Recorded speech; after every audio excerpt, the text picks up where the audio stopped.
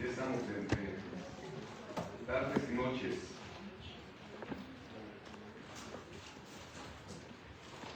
Pues bienvenidos a este evento, vamos a aperturarlo. Hoy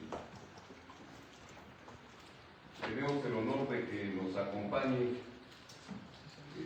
en esta tarde la doctora Caraluz Flores Carrales, que es la titular de la Unidad de Asuntos Religiosos, Prevención y la Reconstrucción del Tejido Social de la Secretaría de Gobernación a nivel federal.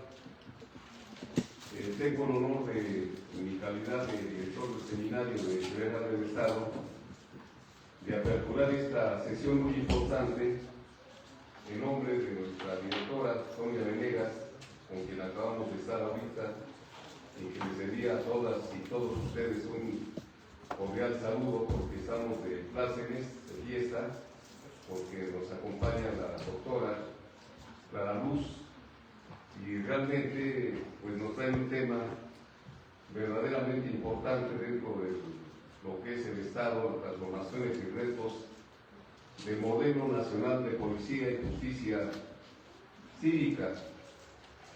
Como ven ustedes, pues siempre coordinación de las policías es muy importante. A mí me tocó vivirlo cuando fui procurador general de mi estado, ahí en el estado de Puebla, y pues realmente es un verdadero esquema tener siempre un modelo adecuado de coordinación entre las policías a nivel federal, a nivel estatal, a nivel municipal. Muchos le llaman el estado profundo, porque vemos a la policía por fuera, pero por abajo, quién sabe cómo se comporta, ¿verdad?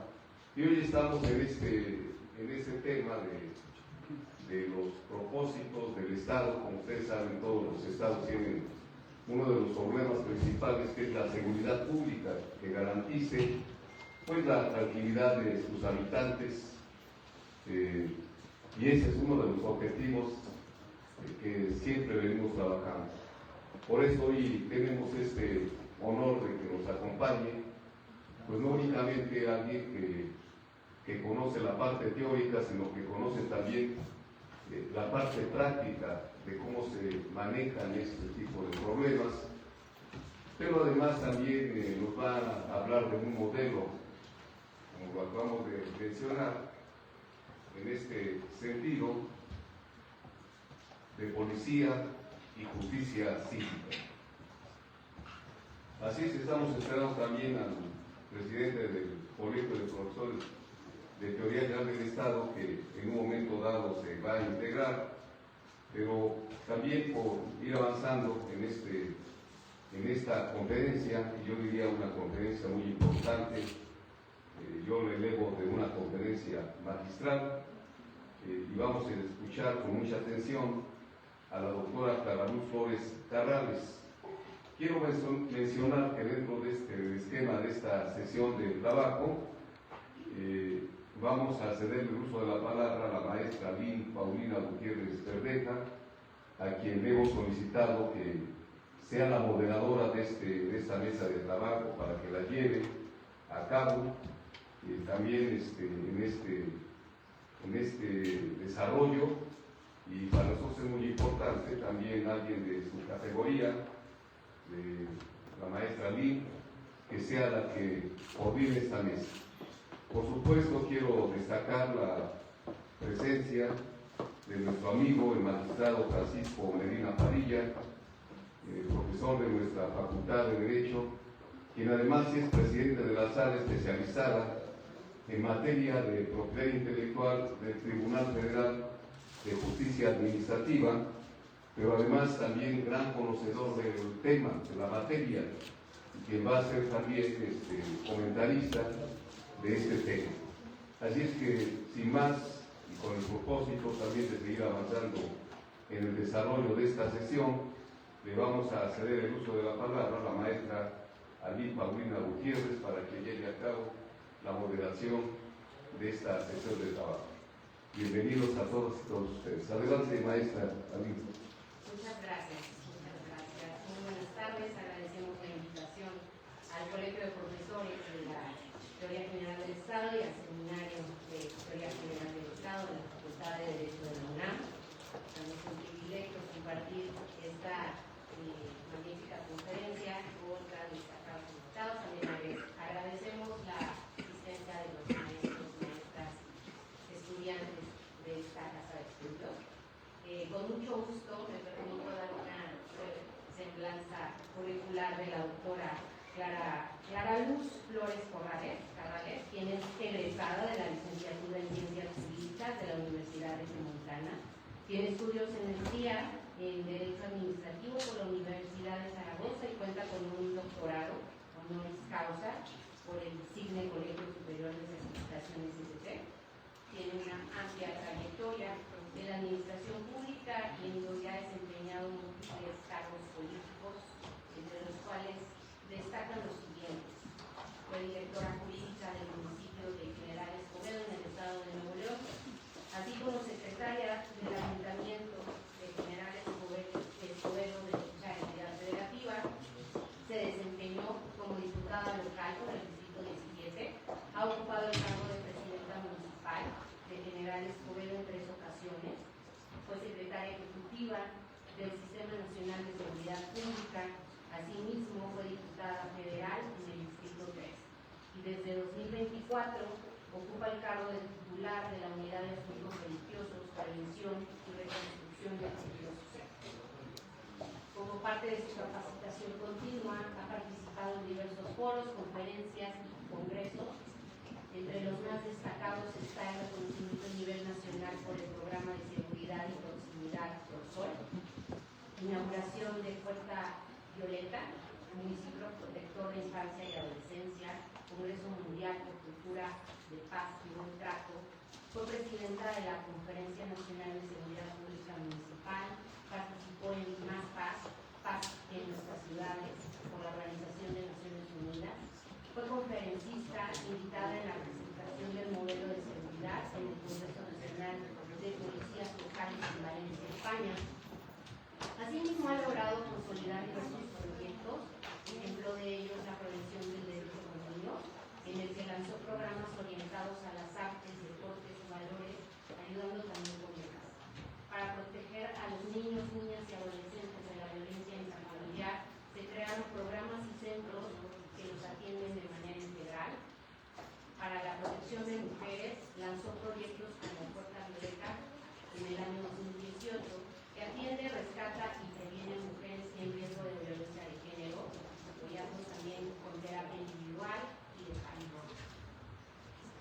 También inició el programa de relojes salvavidas, aparatos con los que pueden llamar a las autoridades directamente con un solo botón cuando están en situación de riesgo de violencia. Es un honor tenerla con nosotros, doctora, y contar con su valiosa participación. No cabe duda que cuenta con una trayectoria destacada. Y sin más preámbulos, le cedemos el uso de la palabra para que nos comparta su experiencia sobre la transformación y retos del modelo nacional de policía y justicia civil.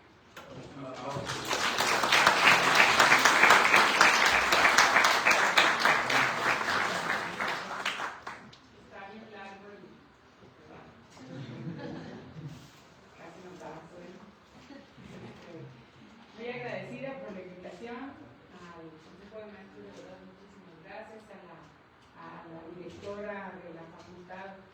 Pues un honor, ahorita la pudimos saludar, un honor conocerla, platicar con ella y ver que hay una plantilla de maestros muy comprometida con el crecimiento de ustedes como alumnos, y creo que eso es lo más importante que podemos valorar en una universidad, en una facultad. En mi caso aquí, la Facultad de Derecho, creo que vale mucho la pena. A mí me encanta venir a las facultades de Derecho porque me acuerdo de cuando yo estaba en la Facultad de Derecho y a veces ibas a la plática para saltarte la clase, a veces ibas a la plática para que te dieran puntos el maestro, a veces ibas porque iba a ir alguien que traía alguna fiesta después de la plática, esas cosas. Yo también estuve en la facultad, he de confesarles que desde entonces pues muy inquieta, y fui parte de la mesa directiva de la facultad siempre siempre estaba en la contienda. Y yo soy de Nuevo León, no sé si se me nota mucho. Soy de Nuevo León y allá, pues no sé si se acuerdan, o el intocable y el bronco y el pesado y eso. Bueno, todos esos grupos, fíjense que un amigo de la escuela tenía. Les estoy platicando todo esto porque me pongan atención y luego les van a preguntar, no crean que les van a preguntar de esta historia, les van a preguntar de las otras, de la teoría. Y este amigo era el hijo, su papá era el que como tenía una agencia de grupos musicales y descubría talento. Y en ese entonces, estamos hablando de hace muchos años, en ese entonces, estos grupos que les acabo de mencionar para nada eran los, no, yo creo que no los conocían aquí en la Ciudad de México, pero nosotros allá sí, porque eran muy locales. Entonces, hacíamos fiestas, traíamos ponentes y bueno, ese tipo de cosas. Yo les quiero agradecer. Cualquiera era un derecho muy incipiente en su institución, como que no había, ahorita le preguntaba a la maestra que cuántas materias de derecho musical llevan una materia, también lleva una materia. Porque, pues, generalmente los abogados no nos dedicamos, hay muchas otras ramas en las que nos podemos dedicar y la municipal no necesariamente es tan exigente. Pero, sin embargo, es una área que tiene mucho por hacer, porque como es un poco desregulada, vamos a decir así, pues puedes hacer todo. A mí me tocó hacer reglamentos y hacer muchas cosas. ¿Por qué llegué a hacer, y les platico del Modelo Nacional de Solución de Justicia Cívica? Porque pues el título de la plática es este. Voy a destinar mucho tiempo a las preguntas y respuestas, pues también porque no los quiero aburrir, quisiera que me preguntaran más cosas y poderles yo dar la experiencia y transmitirles esta historia de vida para que ustedes la puedan utilizar en lo que se quieran dedicar. Yo estudié Derecho porque a mí me gustaba mucho el tema de las preguntas, el tema de la justicia. Mi papá me dijo que no debía estudiar Derecho porque no se imaginaba a una mujer sacando borrachos de la cárcel. Yo en la negociación que hice, porque siempre me dediqué mucho a la negociación que hice con mi papá fue, lo que tienen es el derecho penal. No me dedico al derecho penal, papá. No voy nunca a dedicarme al derecho penal. Y hoy me dice que pues no me dediqué al derecho penal, pero me dediqué a la seguridad. Entonces, pues sí, yo no lo tuve pensado y no lo quise buscar en la seguridad, me llevó la vida ahí. Y una de las cosas era precisamente que en los municipios no había tanto que hacer. Como presidenta municipal, me tocó ser presidenta municipal en los momentos difíciles en Nuevo León, en donde había una guerra muy fuerte de los grupos delincuentes y tuve la fortuna de haber tenido 13 atentados contra la vida de los delincuentes.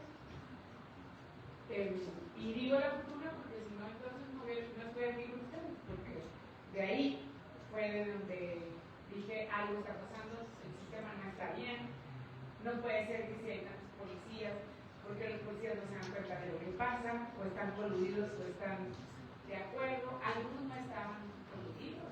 Yo cuando tuve la decisión de despedir a la mayor número de policías, porque ya estaban en un proceso complicado, ellos me dijeron que recibí más de 100 cartas de agradecimiento por haberlos corrido. De hecho, hoy me los encuentro todavía en la calle y me agradecen mucho haberlos corrido porque los delincuentes los amenazaban.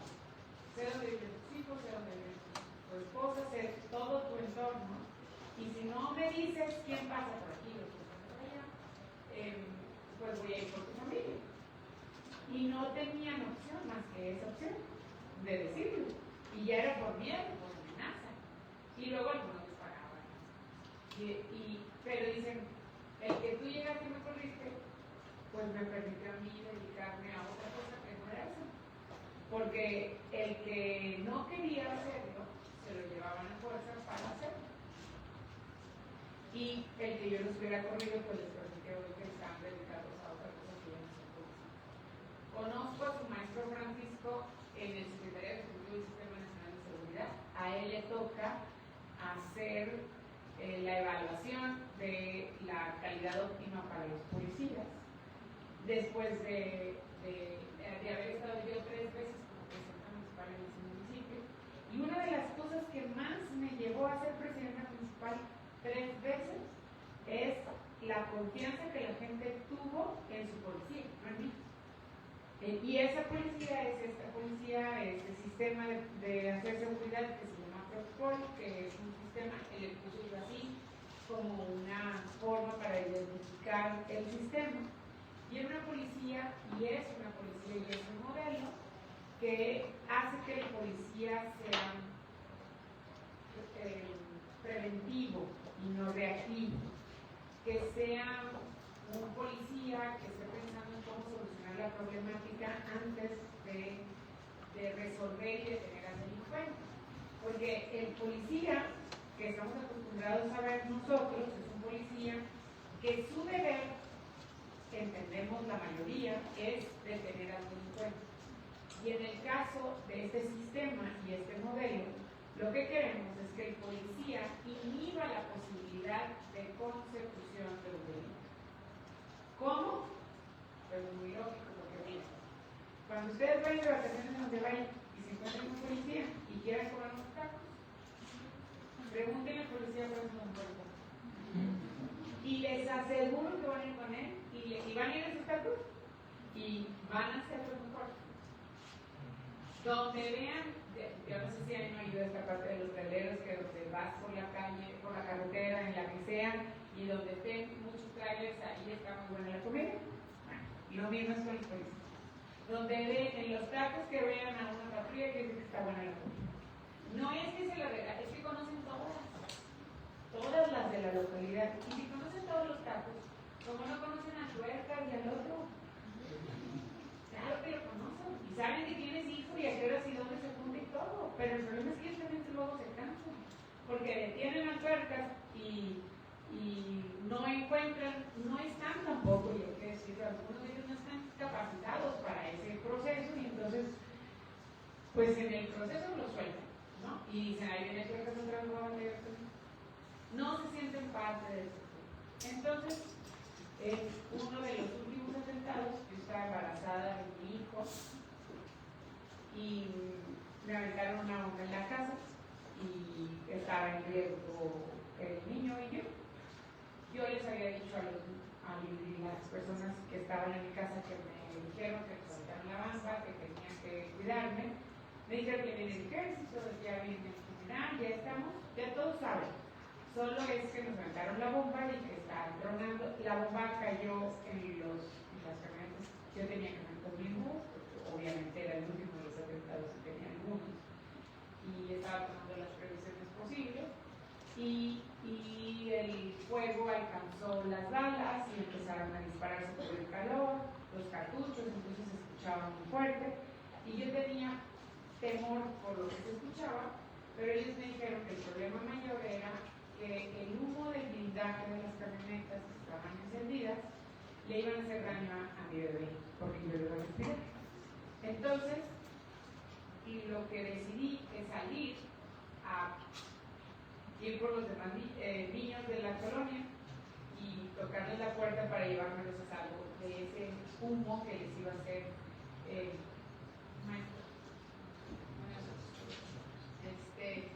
ese humo que les iba a dañar a los niños, ¿no? A los vecinos. Estando ahí, dije, ¿por qué? Si ya les hicimos examen de control y confianza, si ya corrimos a los malos, ya me mandaron las cartas aquellas de agradecimiento, ¿cómo seguimos igual? ¿Por qué seguimos igual?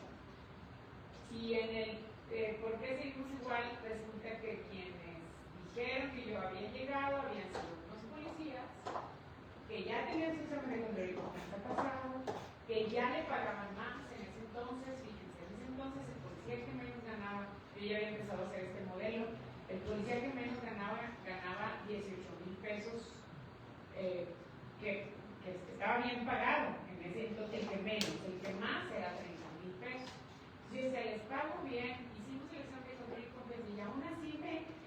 y le dicen a los malos que aquí estoy, porque ellos avisaron que yo había llegado a mi casa a comer y a mediodía fue cuando entraron toda la bomba.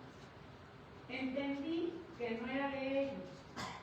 Entendí ahí, les pagaban 2.700 pesos semanales por avisar dónde estaba yo o hacer lo que ellos, los delincuentes querían. Y bueno, entonces entendí que era que iban por sus hijos y todo eso que les platicaban, ¿no?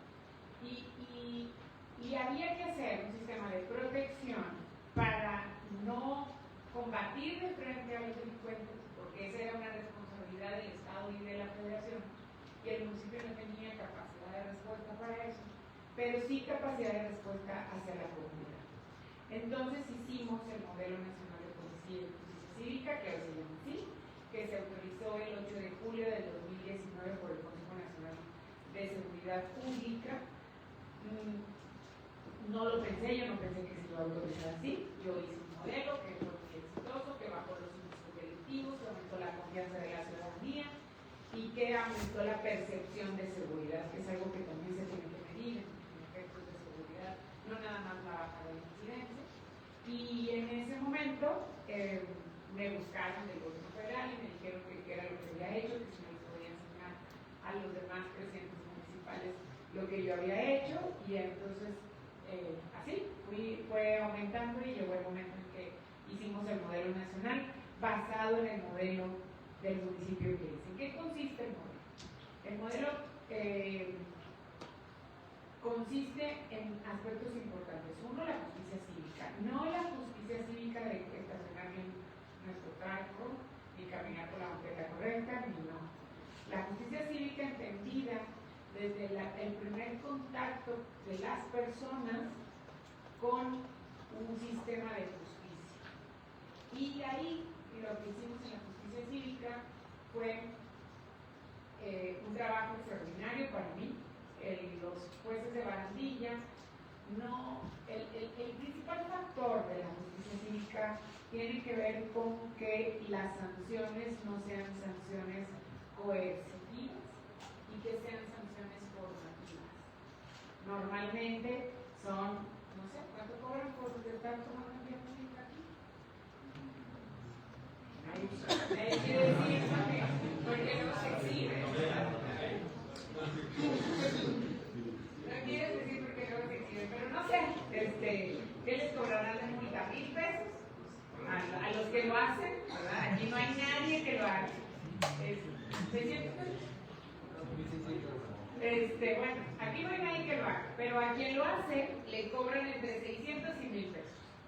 Pero nunca tienen la posibilidad de entender que lo que hacen no es bueno para él, ni bueno para su entorno. Y no tiene la posibilidad porque su entorno lo llevó a tomar alcohol. ¿Sí?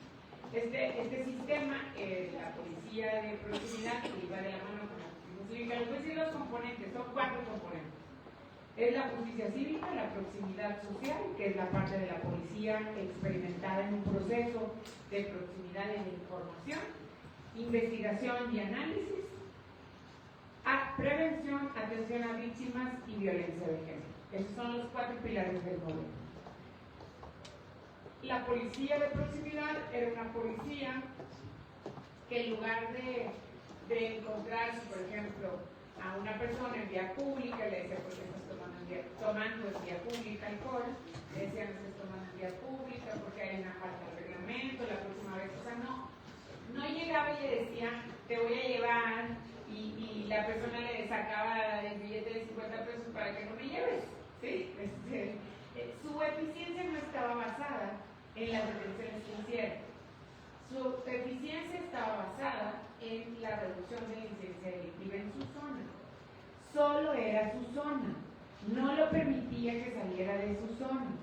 Esa zona, claro que había momentos, ellos tenían que entrar a capacitarse para esa zona, para saber si había esquinas oscuras, si había antros que violaran el horario, si había cosas que le afectaran al entorno de su zona. Entonces él decía, amigo, quien haya sido, yo sé que estás tomando aquí, la primera vez que lo haces, en la segunda, la tercera, la quinta, entonces él sabía que había reincidencia y que había un problema en su entorno. Cuando lo llevaba detenido y se lo presentaba al juez cívico, el juez cívico, el policía, así como los juicios orales de la película, en una sala de audiencia como la película, toda grabada, el policía le decía al juez cívico la condición que él veía alrededor de esa persona que estaba tomando en vía pública y la sanción, además del trabajo social que se tenía en el entorno y demás, la sanción del juez cívico iba enfocada a modificar la conducta de esa persona. Si era reincidente, la sanción era más alta y el compromiso era más alto. ¿Cuáles eran? Pues había que ir a Alcohólicos Anónimos, había que ir a terapia y había convenios.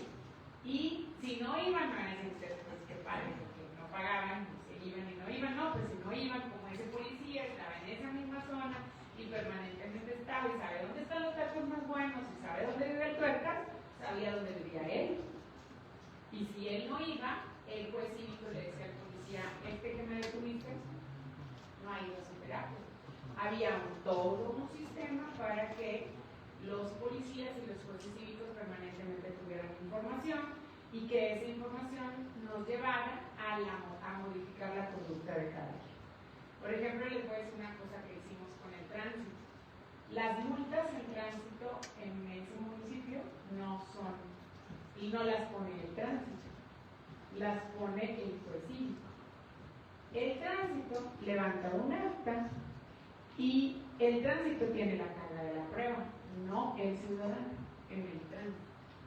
Y la carga de la prueba del tránsito es demostrar que nosotros ciudadanos íbamos a exceso de velocidad, no que yo ciudadano tenía que demostrar que el policía dice que yo iba a exceso de velocidad y que no hay forma de demostrar, porque nosotros mismos que estemos tomando video todo el tiempo a cómo voy en mi velocímetro, ¿no?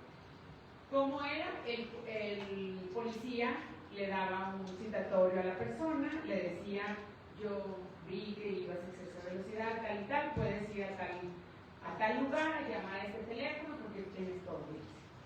¿Qué pasaba si no iba? La multa iba al triple y le llegaba a su casa. Pero si iba, podía incluso ser acreedor a que se le condenara la falta y ver su entorno, y a lo mejor le poníamos, si iba en el celular, porque iba manejando con el celular, pues le poníamos muchos videos y era todo un proceso psicológico, no crean que nada más eran ocurrencias, pero eran muchos videos de qué pasaba cuando vas manejando y traes el celular. Y les platico cosas extraordinarias. Una mujer que iba en su moto sin casco, iba en su moto siempre sin casco, y entonces la deteníamos, entonces pues no, pues le llamábamos la atención y le decíamos que me lo vuelva a hacer, y entonces a la tercera vez que le decíamos, ya me lo vuelva a hacer por favor, dijo, es que cómo me seco el pelo. No me pongo el casco porque me salgo con el pelo mojado y entonces tendría que quedarme en mi casa 15 minutos más para secarme el pelo y no me alcanza para llegar a trabajar. Bueno, pues entonces tome las medidas necesarias, pero usted tiene que traer el casco puesto. Y entonces, ¿qué hicimos con ella? Toda una terapia para que entendiera lo que le iba a pasar si tenía un accidente sin casco o se tuviera el pelo mojado, ¿verdad? Entonces, ese tipo de cosas fueron extraordinarias. Quien era y tenía que demostrar en ese juicio interno oral en el municipio, y tenía, digo, porque yo ya no soy presidenta municipal de ahí, pero el sistema cívico. Quien tiene que demostrar la carga de la prueba es el presidente, es el policía. Entonces, ¿qué hace el policía? El policía llega y la forma de demostrar que ibas a exceso de velocidad, que no traías casco, ¿qué tal? Es que todos tienen cámara de solar, que no la pueden modificar. Y que si van al baño, también se ve si van mucho al baño. Porque también hay policías y tránsitos que se la pasan en el baño para hacer su trabajo, ¿no? O sea, decía un criminólogo muy maestro, amigo mío, decía que la línea entre una persona corrupta y un policía corrupto y un policía no corrupto estaba en voltear la cara. porque incluso puede ir al baño para no ver que pasa lo que pasa, y entonces pasa lo que pasa y siempre va a ganar las 305. Y eso también se vigilaba. Permanentemente, era parte del modelo. Permanentemente se vigilaba la forma de vida de los policías, si eran puntuales y luego dejaron de ser puntuales, si tenían condición A, claro que les puso un gimnasio extraordinario, muy padre, con instructor y todo, pero si hacían ejercicios, si su calidad de vida era. Yo no sé si aquí, pero seguramente nada más los policías de Nuevo León tenían como 3 esposas antes. Bueno, pues ahí la familia era muy importante. Si tenían el proceso de formación familiar, se veía y se le daba seguimiento por parte de la Secretaría y se le daba incentivos para que tuvieran ese proceso de formación familiar. Y bueno, muchísimas cosas, pero lo más importante era la visión diferente. Ellos debían ver que si había una calle llena, continua de 5 cuadras, de 10 cuadras, de una avenida de 1 kilómetro, que se fundía la red de alumbrado público, ellos eran los más interesados en exigir que se prendiera el alumbrado público, porque si no, les subía la incidencia delictiva si estaba todo apagado, obviamente, y ellos sabían. Y les voy a decir también los incentivos. Por sector, el que reducía más la incidencia tenía un premio grupal económico. Pero también, si había una situación extraordinaria que hacía ese policía, porque lo que quería era prevenir, y había un consejo, todo reglamentado para que no hubiera como que mi compadre y esas cosas. Todo reglamentado, pues lo que hacía era que esa persona individual tenía un estímulo casi del mismo tamaño que del grupo, depende de la acción que hacía. Por ejemplo, hubo un policía, que en una lluvia, ya las lluvias llueve mucho, en 2 horas, y se inunda toda la ciudad, y luego deja de llover 8 meses. Entonces, una lluvia de esas, un policía, el niño se aventó, llegó la corriente de agua muy fuerte, y el policía se fue con el niño hasta que lo salvó.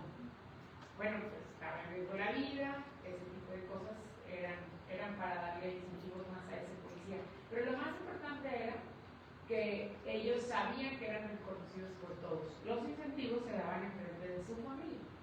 Invitábamos a sus familias y les decíamos lo héroe que era su papá, ¿no? Porque también hay que decir que luego están 24 horas por 48 y es un tema para familiar, ¿no? Por eso es esa situación de que tienen 3 esposas, porque no tienen mucho tiempo para estar incentivados a su familia. Luego, el tema de la investigación y el análisis. Nosotros hacíamos investigación no desde la fiscalía, sino que a las fiscalías les interesa por capacidad más los casos que son más sonados o más fuertes. Hablemos de, no sé, robo a un banco, no sé, ese tipo de delitos que son de más impacto. Pero si te roban el celular, no porque te lo regresen y quita la investigación. Y la cartera tampoco. ¿Por qué? Porque la capacidad no es esa. Nuestra hipótesis, la mía muy en particular, es que los temas que tienen que ver con robo a transeúnte, robo en casa habitación de menor cuantía, son los que tienen mayor incidencia, pero menor cuantía. Porque le roban la bicicleta que estaba ahí, y esos, pues la fiscalía no alcanza a ir a investigarlos, porque va y los empieza a definir, pues Dios sabrá cómo les alcanza a entender, ¿no? Y entonces lo que hacíamos era que a esos nosotros había un área de policía que estaba capacitada para investigar, y entonces íbamos y capacitábamos. Les voy a contar nomás una para que tengan un idea, porque hay miles. Allá las casas de interés social hace mucho calor cuando hace calor y hace mucho frío cuando hace frío. Y Y entonces, esta persona deja su puerta abierta un sábado porque tenía mucho calor. Y le roban de su casa una pantalla enorme y el celular, ¿no? Porque estaba en la entrada de la puerta. Va y pone la denuncia con la Policía de Investigación Municipal, llama y desde que llama a la Policía de Investigación Municipal llega al lugar y levanta huellas y hace lo que tenga que hacer. La policía para buscar elementos para formar la carpeta, o hay que decir que todo bajo la conducción de la Fiscalía y que la Fiscalía, teníamos un convenio con la Fiscalía. Y entonces el vecino se da cuenta que llega la policía y que levantan huellas. Y le dice a la policía: yo soy tu policía de investigación, yo voy a estar a cargo de esta investigación y voy a buscar. Si tienes más información, llama. A las 5 horas le llama la persona y le dice: ya me regresaron la televisión. ¿Cómo te lo regresaron? Pues es que ya no quiero que siga. ¿Cómo que ya no quiero que siga? Y ya estamos investigando. Es que ya me regresaron la televisión. Y entonces van a hablar con el vecino que le robaron la televisión y dice: pues es que la verdad es que fue el vecino y me la vino a entregar. Dice que se le hizo fácil, que andaba borracho y que se le hizo fácil porque estaba ahí en la tele y pues se la quiso llevar, ¿verdad? Se le hizo fácil. Y entonces, pero ya no quiero que siga porque es el vecino de enfrente, entonces no quiero problemas con el vecino. Fuimos con el vecino de enfrente, el vecino de enfrente dice: nunca lo hago, esa vez era porque estaba borracho. Agarré valor porque estaba borracho, ¿verdad? Pero nunca lo hago, yo no, y ya lo regresé, pues ya no hay delito. Como ya no hay delito, entonces la Fiscalía me decía: no, ya no hay delito, porque ya regresó el daño, vamos, ya regresó la televisión. Y yo le decía: no, pero este vecino se va a ir a la colonia de enfrente y mañana se pone borracho otra vez y le va a robar al otro la otra televisión y a mí me van a volver a hablar para decirme. Y lo que me cuesta, no es porque quiero cobrarle al vecino ni que lo metas a la cárcel. Ese vecino tiene que tener una labor de justicia cívica y de reconversión y de pláticas y de lo que se tenga. Vamos a conseguirle trabajo o algo para que no se ponga borracho y no se le antoje, o le conseguimos una televisión para que no se le antoje la televisión de frente, ¿verdad? Sí, porque se le va a tocar otra vez otra televisión al rato y nos va a generar problemas. Y es verdad, los delitos de robo a casa habitación, de robo a transeúnte, de robo de celular, todos esos ya sabemos qué pasa, ¿a poco no sabemos qué pasa en los proyectos de robos de celular? ¿Y por qué no hay una acción que pudiéramos evitar en donde lográramos, inhibiéramos que las personas que tienen ese gusto, vamos a decir, como el señor que gritaba en la televisión, ¿verdad? Ese tipo de acciones son las que hacen el modelo nacional.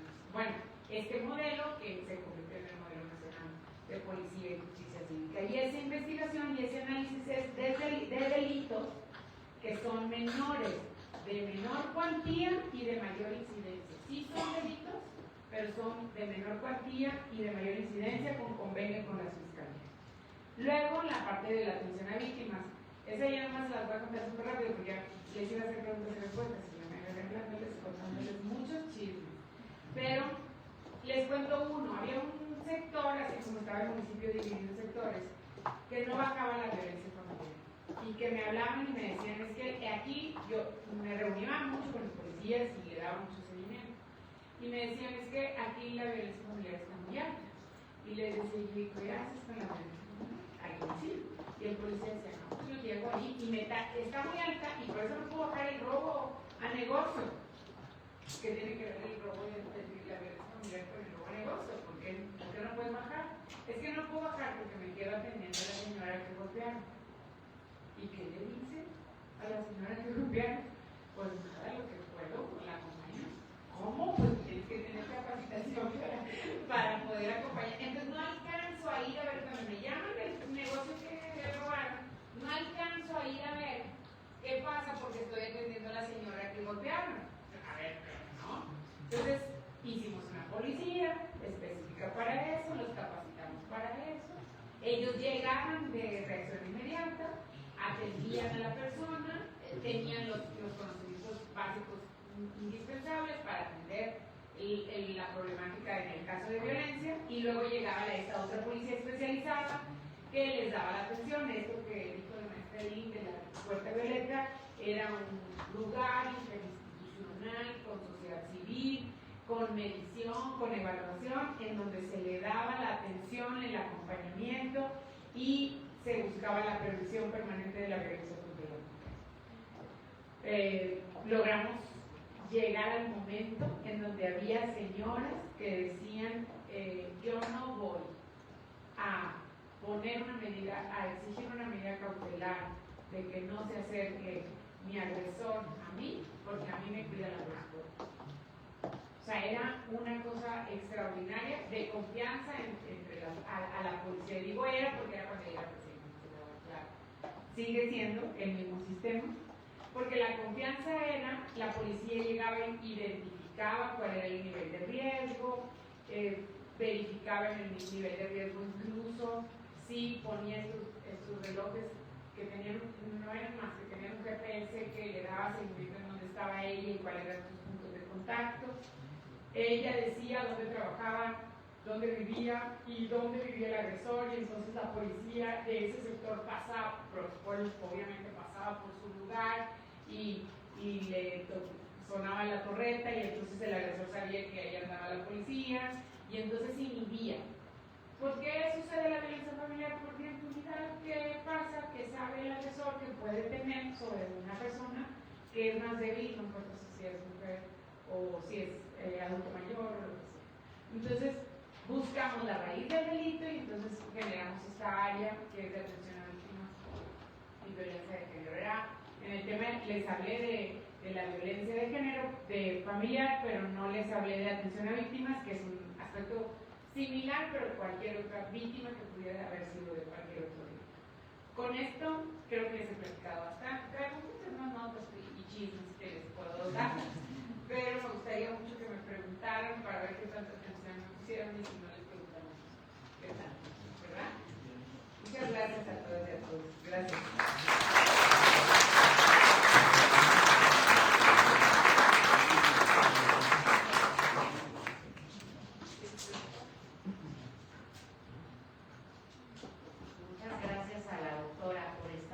Plática tan amena y tan enriquecedora que nos ha brindado.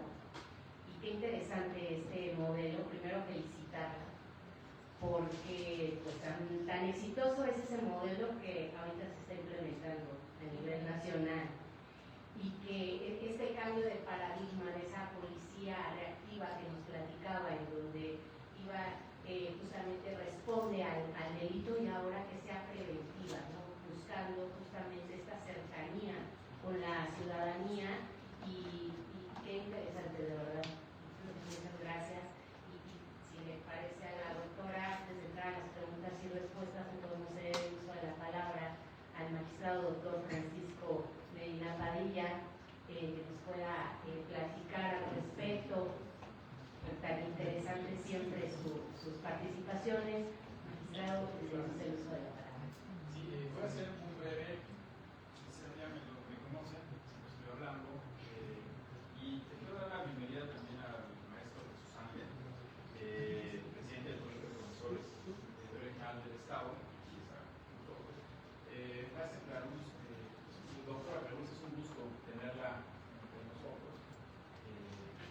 Estos jóvenes brillantes, quienes he tenido la suerte de acompañar en el proceso de construcción del conocimiento o de construcción eventualmente de paradigmas que podamos tener tanto su servidor como ellos, porque partimos de que el conocimiento se construye en conjunto. Y así como ya la doctora nos ha planteado su experiencia sobre el modelo nacional de concepción cívica, que hay que decir que en la maternidad del modelo porque se inició en Escobedo con ella, y es algo que se adoptó como modelo nacional, y hoy día está dentro del proceso de formación de los cuerpos policiales, y es muy importante. También tuve el gusto de colaborar ahí al frente del tema de control de confianza, que coordinaba los centros de control de confianza federales y estatales, mientras la doctora era la titular del Secretario Ejecutivo del Sistema Nacional de Seguridad, siempre con una orientación y vocación de servicio y orientación hacia la construcción, ciudadanización y reconstrucción.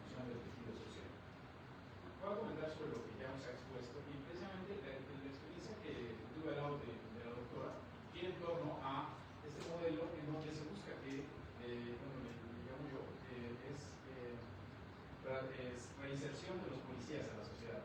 Y esto se logra a partir de la confianza que la sociedad tenga con relación a los que están enfocados en garantizar o salvaguardar sus bienes, pero también su vida. Y el Estado, a través de las instituciones, tiene diversos mecanismos. Como ya ha mencionado, precisamente tiene que ver con la policía de proximidad, la Proxipol, que se generó allá en Escobedo, pero hoy día el modelo establece algunas vertientes. Ya refería que las cosas que se realizaron socialmente, pero también para que esto ocurra y podamos contar con niños jóvenes que hoy día quieran ser policías. En mi época queríamos ser policías o profesores, o algunos bomberos, pero queríamos ser policías. Hoy día es muy complicado para un niño que quiera hacerlo.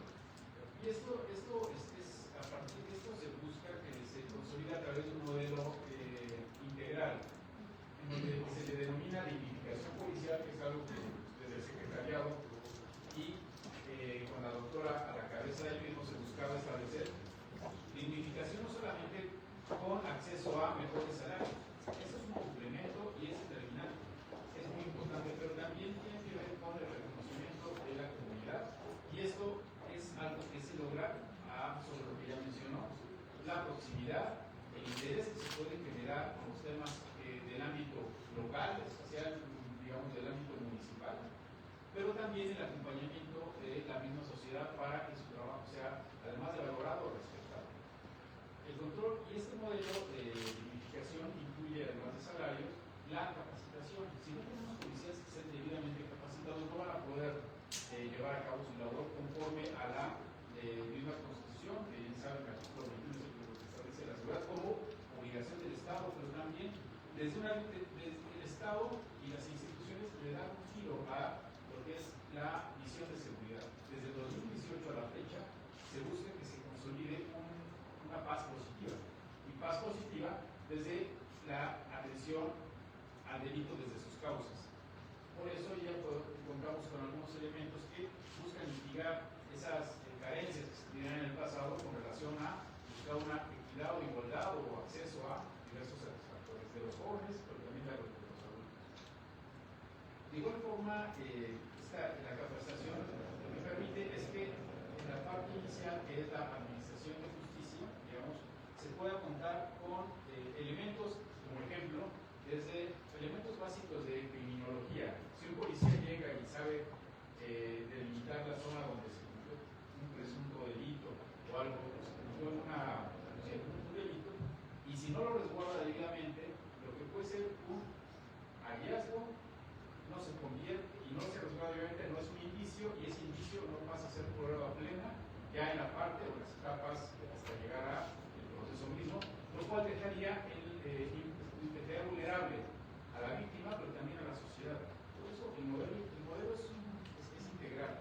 Sí busca el acompañamiento de la ciudadanía con los policías, pero también es robustecer un proceso de acceso a la justicia, y la maestra también, la doctora, en el ejercicio de sus funciones, generó una específica sobre una discusión y rehabilitación del modelo de reinserción y de adaptación social. El tema de mujeres, estuvimos practicando bastante, y ella pudo encabezar este esfuerzo, y hoy día desde el espacio en donde se encuentra, que es la unidad de asuntos religiosos, y se le cambió el nombre y se le integra reconstrucción del tejido social, que es determinante y es una piedra angular en la reconstrucción del mismo tejido, pero también vinculando a organizaciones que tienen ya un asiento, una formalización dentro de la estructura social en México, como son las religiones, y desde ahí se puede acompañar un proceso de rediseño institucional.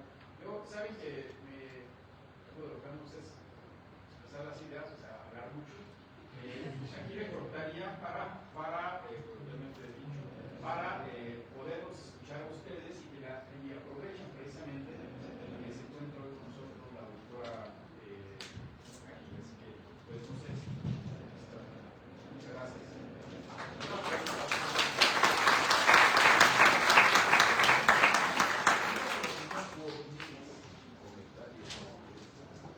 Ahora, si dicen su nombre, lleva el micrófono.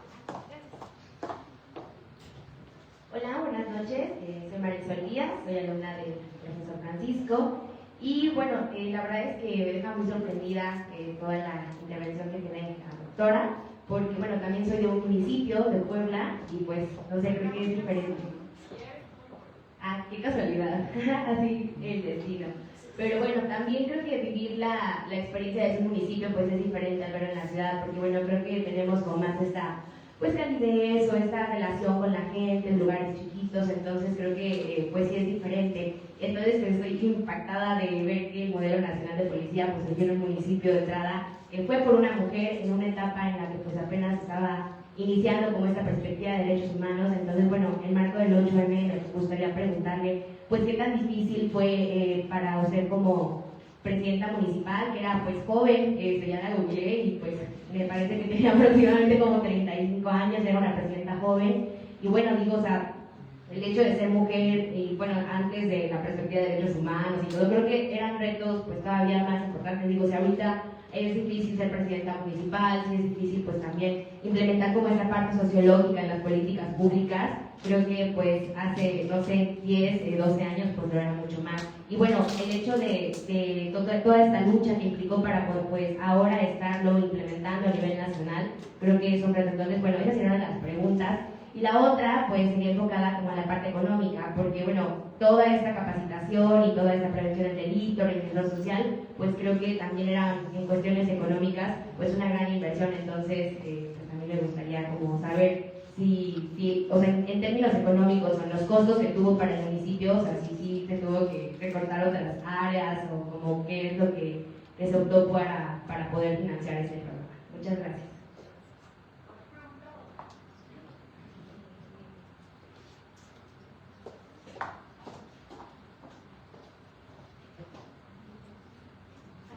Hola, soy Alma. Primero quiero decir que me gustó mucho su ponencia porque mi papá fue policía. Entonces, pues efectivamente creo que si hubiera estado aquí en la ciudad cuando él todavía estaba en funciones, hubiera sido otra cosa.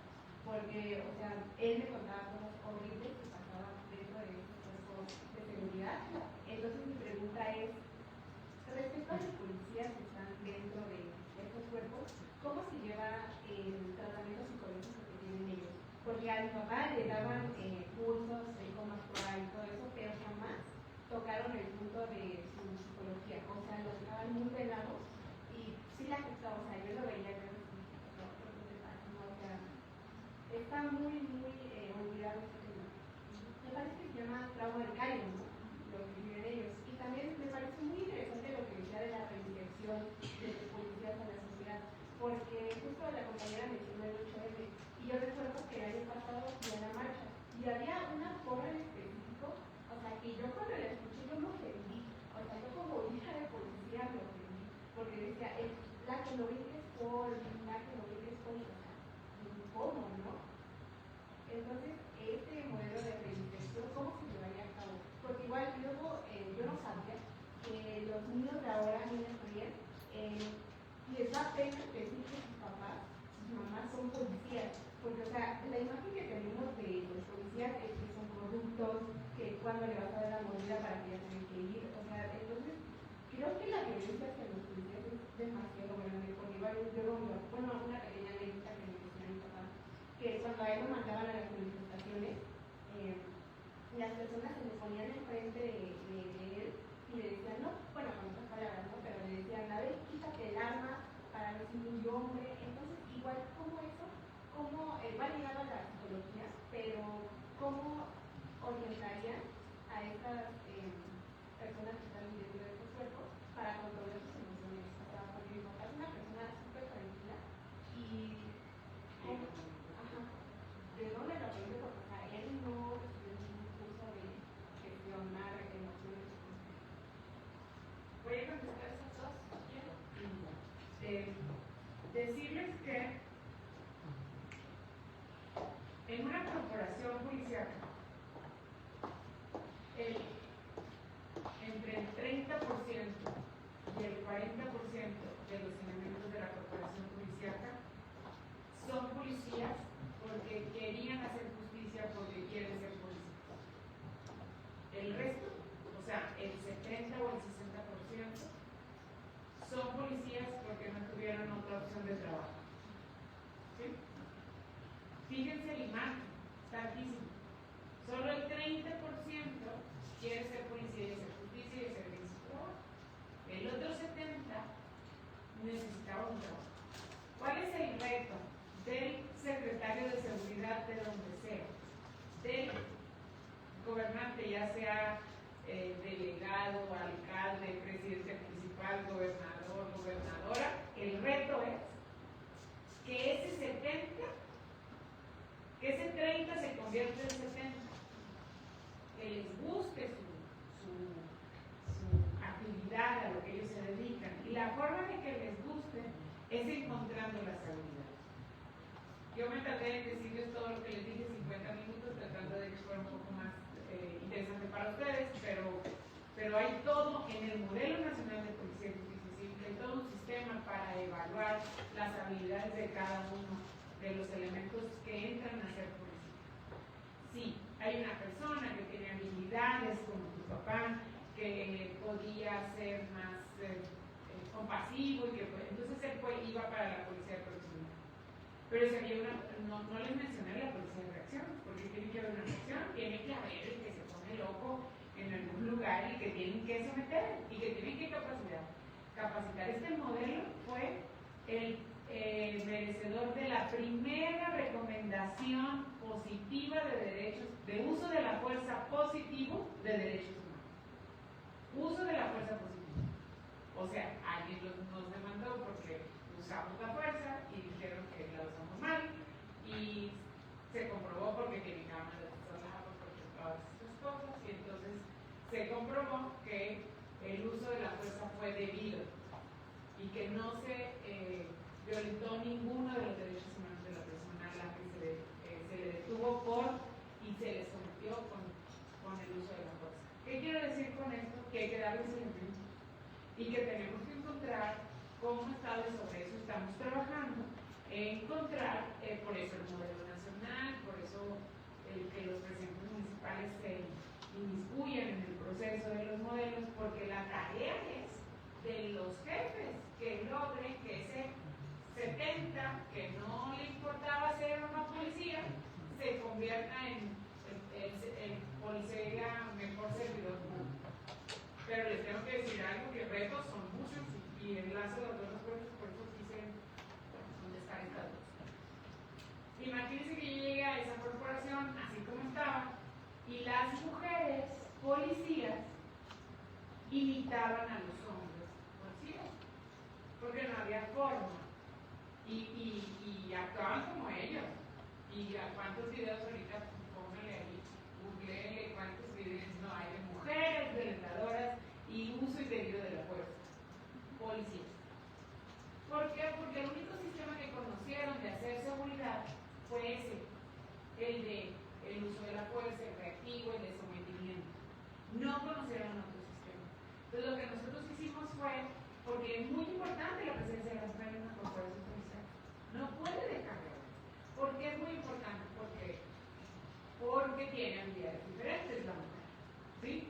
Entonces, lo que hicimos fue una capacitación para las mujeres para que tuvieran su forma de hacer seguridad y que le imprimieran ese valor de ser mujeres a ser policías y que los hombres también entendieran, y por eso me acordé por el tema de los cursos y capacitaciones, y los hombres también entendieran que se puede quebrar ante algún niño que se le ponen los brazos.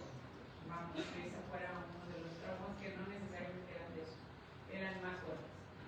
Entonces había un psicólogo o psicóloga permanente 24/7 para que ellos pudieran ir en el momento que quisieran.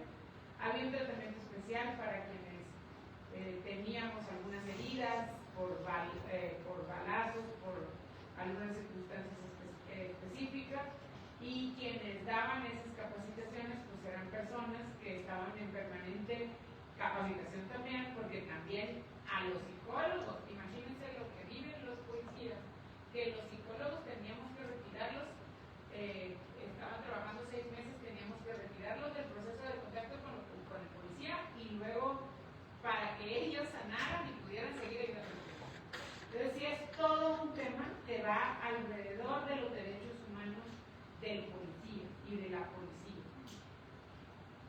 obviamente pensamos en los derechos humanos de las víctimas, de las personas, pero ¿cómo ellos, los policías, van a garantizar los derechos humanos de los ciudadanos si sus derechos humanos como policías no están garantizados? Tenemos que empezar por ese respeto, y ese respeto también se gana y se promueve y es parte del modelo. Es parte del proceso del modelo. Hay un manual específico con el modelo que se hace saber a todos los, ahora en este caso, desde que estábamos en el Secretariado Ejecutivo del Sistema Nacional de Seguridad y ahora a todos los presidentes municipales. ¿Cuáles son los retos como mujer? Todos. Me han inventado todo lo que quiero.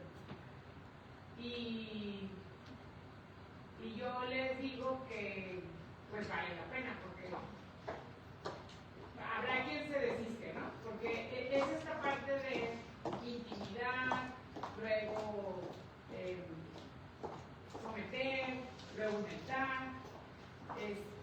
pero pues vale la pena porque vamos cambiando el proceso y a lo largo del tiempo creo que vamos cambiando algunas cosas que van en el camino. A lo mejor a veces sentimos en el momento inmediato que no avanzamos mucho, pero yo les digo que cuando fui directora jurídica,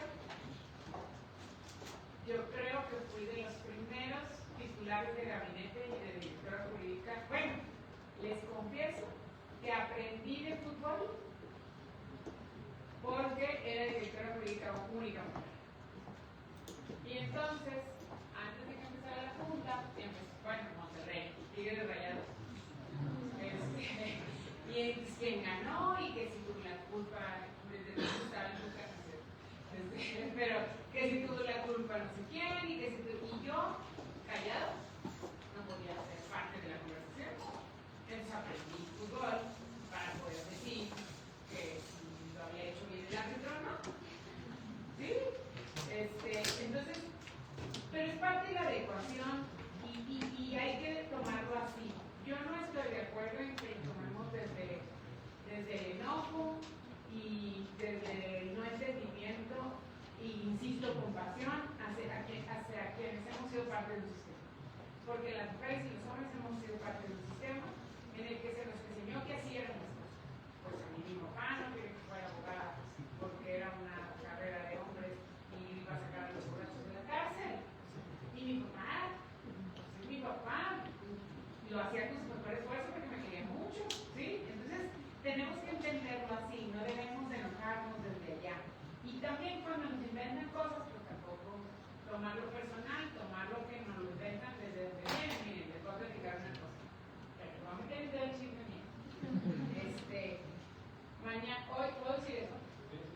Bueno, libertad de cátedra. A las 8, bueno, no sé quién es el noticiero de las 10 a las 10, no sé, empieza. A las 10:30. A las 10:30 empieza. Entonces, después del noticiero de Televisa van a estrenar la primera parte de un documental que hicieron de Devani. Del caso de Devani, ¿sí? La primera parte, son 3 programas. Pues ellos traen su estrategia económica, hay que decirla, porque hoy la presentan, luego mañana se presenta la primera parte en toda la interior de la República y luego ya lo sacan y tienes que pagar ser de VIX para que puedas estar ahí, ¿no? Si ya vieron la casa de los famosos, que no vayan a hacer.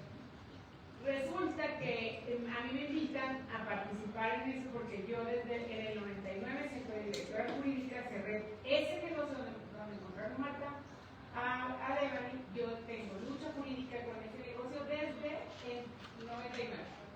Y el antecedente está en medios, sacaron ahí yo ya ni me acordaba de esa entrevista, pero fue un operativo que hice porque estaba la ciudad demasiado sexualizada. Son redes de trata y poca gente le entra a eso porque son redes no nada más nacionales, a veces internacionales, entonces es todo un tema, ¿no? Policías que ves que entran mucho en investigación a ese tema, de repente desaparecían en el proceso, así. Entonces, bueno, la primera parte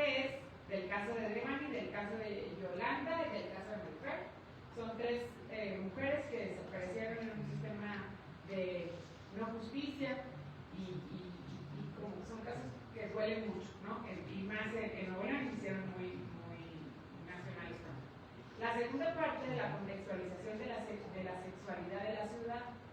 Y en esa me usan a mí para contextualizar cómo desde el 99 estuve peleando con los hoteles de paso y con los negocios de ese tipo como directora jurídica y desgraciadamente desde presidenta municipal y demás, amparos.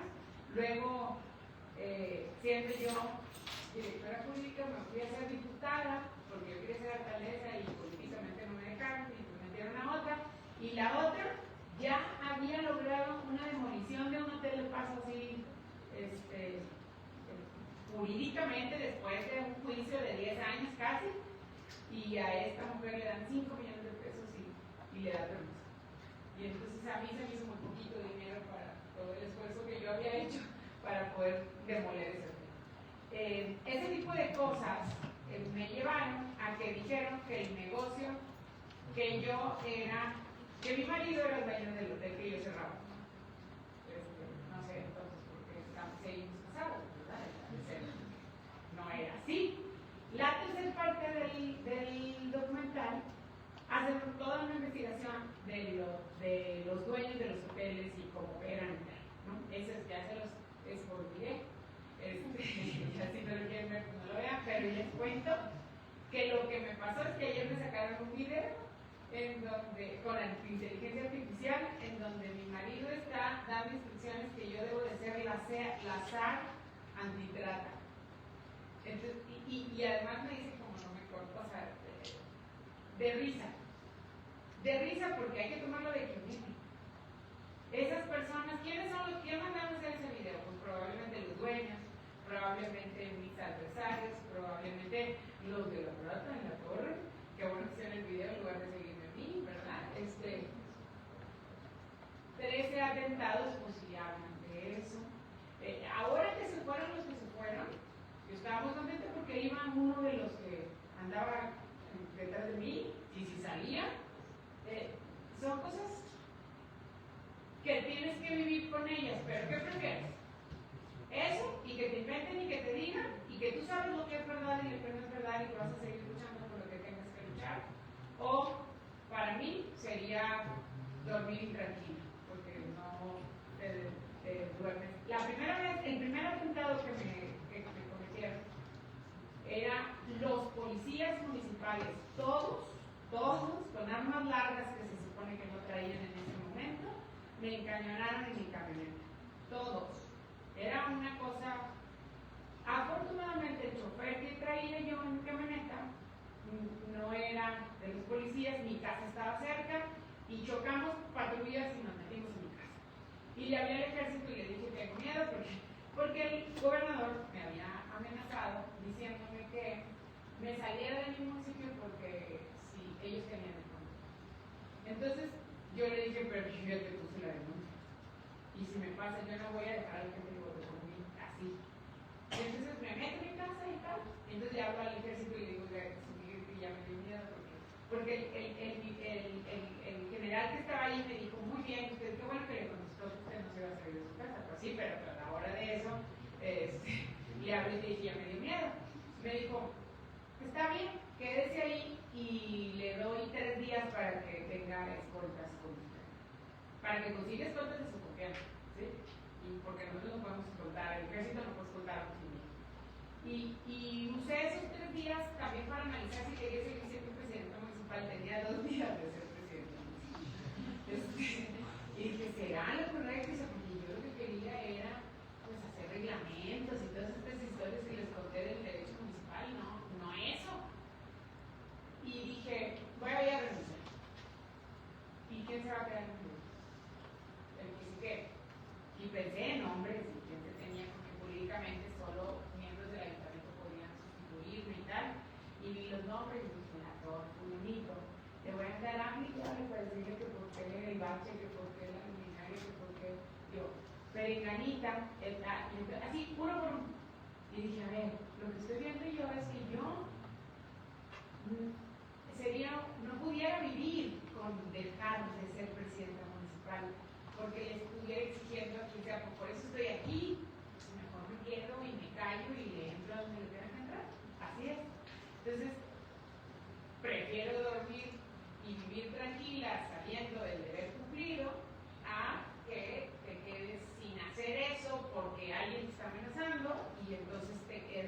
o te está inventando videos con inteligencia artificial que permitan que sigan avanzando lo que sigan haciendo. Claro que les va a molestar mucho, por eso ya saben que va a salir el video hoy y que local va a ser un tema. Entonces, los problemas, ahorita decía, ningún marinero no se hace, ¿cómo es? Ningún mar en calma forja un marinero experimentado. Ningún mar en calma forja un marinero experimentado. ¿Qué quiere decir? Que la adversidad nos forma o nos forma. Y que los problemas para eso son, para resolverlos. Y que si quieres ser fiscal, y que si quieres ser ministerio público, y que si quieres ser juez, si quieres ser magistrado, si quieres ser maestra, lo que quieras hacer, va a haber adversidades que te van a forjar a ser mejor eso, mejor magistrado, mejor maestro, mejor director, mejor abogado, mejor lo que sea. Si las adversidades no existieran, pues entonces no fueran. ¿Alguien?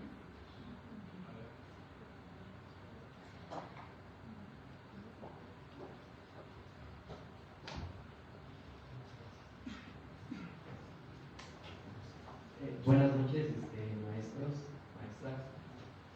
Doctora, quisiera saber, me gustaría saber si en algún punto previo o posterior al tan merecido llamado de gobierno federal que tuvo para con su modelo, en algún punto consideró compartir toda esta experiencia que tuvo para con el contacto tan cercano con la comunidad, con la población, para con las Fuerzas Armadas. Es decir, si en algún punto consideró concientizarlas o apoyarlas para fortalecer en aras de la relación derechos humanos y Fuerzas Armadas. Gracias.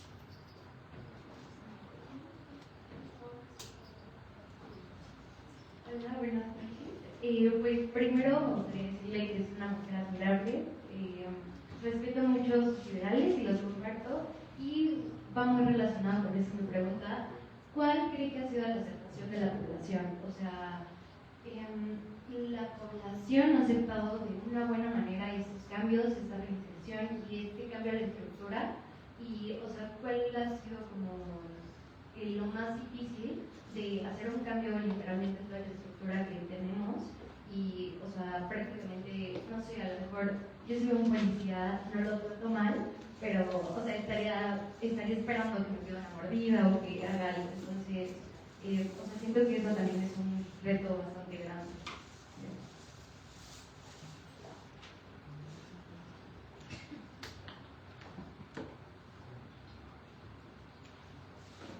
Buenas noches, mi nombre es Omar. Mi pregunta es en torno a, vaya, usted aplicó este sistema que eventualmente se volvió un sistema nacional y mi duda es ¿cómo podríamos hacer, digamos, considerando el volumen y, digamos, la cantidad, la población, es decir, para implementarlo y que funcione correctamente, digamos, cuál sería su propuesta para que, a pesar de la cantidad de recursos que se tienen muchas veces, pues muchas veces los recursos no sean destinados a donde deberían. Entonces, sí, mi pregunta es esta: ¿cómo podríamos hacer que el sistema funcione a nivel nacional? Considerando, por ejemplo, no sé, aquí en la Ciudad de México, que muchas veces el Ministerio Público no se da abasto, muchas veces hay muy pocos policías para la cantidad de personas, y igualmente respecto al tema de los delitos, que usted menciona que en los municipios se atendían todos los delitos y se les daba una investigación, un seguimiento, cosa que a veces no sucede así. ¿Cómo podríamos, o cuál sería su propuesta, digamos, para hacer que este sistema funcione correctamente a pesar de la cantidad de trabajo tan grande que tienen nuestras autoridades? Y nada más, otra cosa, si consideraría que sería útil cambiar la imagen de la población respecto a la policía, es decir, si deberíamos ser como tan campañas y si, digamos, alguna campaña de marketing en conjunto con acciones podría hacer que la imagen o la perspectiva que tenemos de la policía cambie y cómo ayudaría esto al correcto funcionamiento de este sistema. Gracias.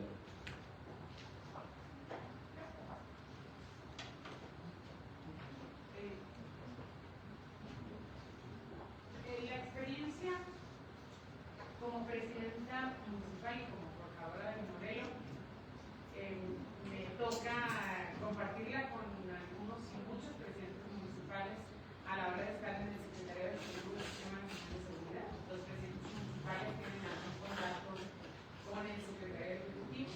Y hoy, como titular de la Unidad de Asuntos Religiosos, Prevención y Reconstrucción del Tejido Social, la presidenta y la secretaria de Gobernación han instruido, la presidenta, que nuestro enfoque prioritario es la atención a las causas. Y la atención a las causas es precisamente este modelo, por eso llamó la atención del gobierno. Y hay que decir que se votó en el 2019, cuando habíamos, el Consejo Nacional está conformado por los gobernadores y un representante de cada una de las áreas del gobierno. Había un representante de presidentes municipales, un representante de la Fiscalía, etcétera. Y se votó y se autorizó por unanimidad, incluyendo y teniendo la contextualización de que los gobernadores no eran la mayoría del partido en el poder y que incluso había más gobernadores de oposición. Me tocó ir y hablar con todos los gobernadores de todos los colores, explicarles lo que era el modelo y por qué importaba el modelo y cómo destinaron un cierto número de porcentaje de recursos para implementar el modelo. No te contesté que cuánto costaba el modelo, pero la verdad es que claro que hay que dignificar a los policías, claro que hay que ajustar el salario, claro que hay que, o sea, yo no se me olvida que me decían los policías que su mayor preocupación eran los zapatos. Ustedes a lo mejor no se imaginan, porque les dábamos unas botas que no estaban cómodas y tienen que estar, no aguantamos unos zapatos que no estén cómodos, menos 24 horas. Entonces, esa dignificación tiene que ver con la talla de los zapatos. Claro que tiene que ver con la talla del recurso, de los salarios dignos, pero de la comprensión integral de lo que vamos a recibir de ese buen trato hacia un policía. ¿Sí? Entonces, compartir la experiencia, ahora estamos haciendo consejos de paz, se llaman comités de paz, la atención a las causas, y estos consejos, a ese fue a Puebla a platicarles a los 217 presidentes municipales de este proceso, que en estos consejos son una especie como de prevención que se va a atender. Son consejos de paz, reconstrucción del tejido social y justicia civil. Vamos a invitar a los presidentes municipales de todo el país a seguir insistiendo en que le apuesten a la justicia civil, a esta justicia que va a inhibir que haya tantas situaciones. Y yo decía que tantos jóvenes se conviertan en delincuentes, porque les damos esta oportunidad y esta forma de direccionar la falta administrativa de tal manera que su conducta se vaya modificando y generando la confianza. Para mí, la imagen del policía no tiene que ver con el marketing, porque el marketing para mí tiene que ver con una siempre, permanentemente, por más depurada que esté hoy, mañana puede tener, y lo viví durante los 9 años que fui presidenta municipal. O sea, depurábamos, estábamos, bueno, los que fueron los que avisaron, los que estaban depurados, bien pagados y con examen de control y confianza pasaron. ¿Qué es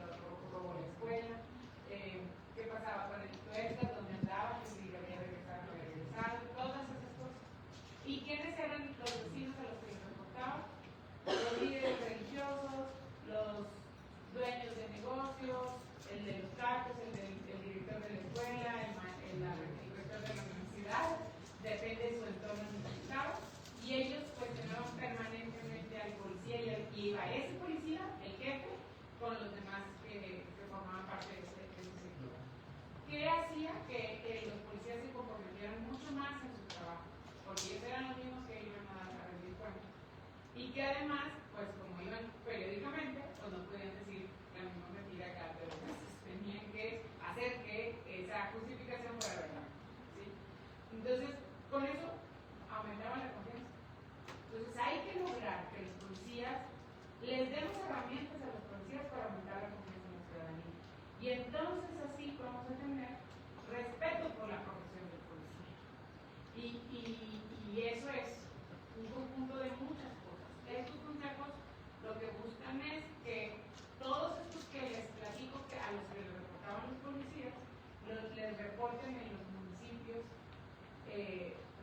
la autoridad municipal le diga a la universidad, a la academia, a los líderes religiosos, a las escuelas, a las organizaciones civiles, les reporten sus procesos y sus políticas públicas de prevención y de acción en materia de reconstrucción del sentido social, de justicia cívica y de seguridad. Entonces ahí es todo un modelo que diseñamos para poder garantizar que haya este proceso quienes tengan estos consejos y que entonces vayan correlativamente con el modelo y que sea el seguimiento